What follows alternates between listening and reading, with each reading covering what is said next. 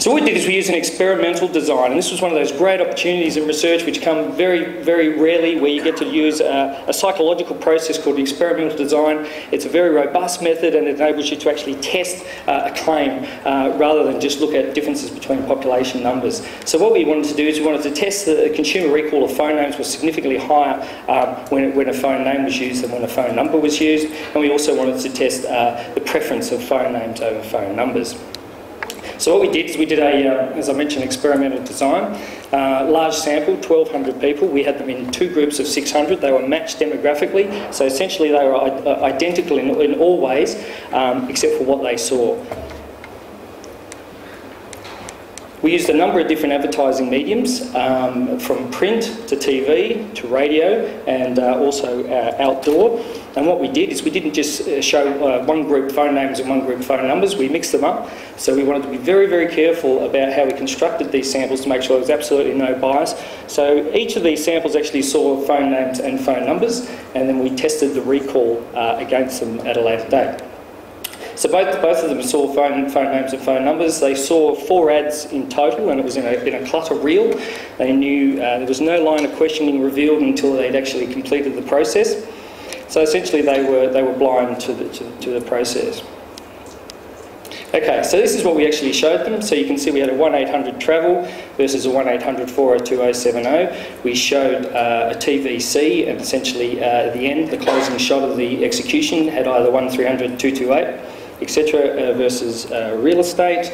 And then we had a billboard, How's Your Health, with 2 different numbers, again a phone name versus a phone number. And we had a radio ad. So we're really testing this across a number of different mediums, and also looking for was any differences between those mediums in recall.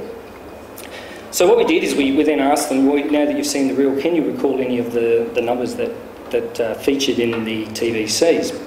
This is just purely a yes/no question, and we can see on the left-hand side, which is the total, that 33%, so a third of people said yes, I can recall the number when it was a phone name, versus 17% when it was a phone name, versus 17% when it was a phone number.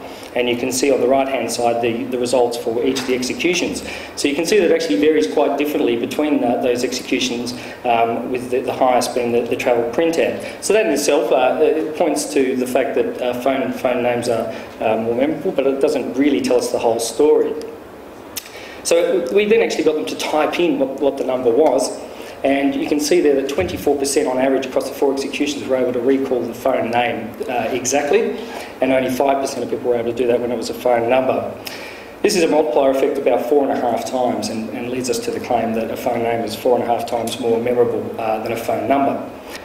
We then put the 2 side by side. So what we did here is we put 2 ads side by side, and we said, well, if you saw these in the Yellow Pages or elsewhere, which number would you most likely call? And you can see there the results are pretty clear. 70% favoured the phone name versus 30% the phone number.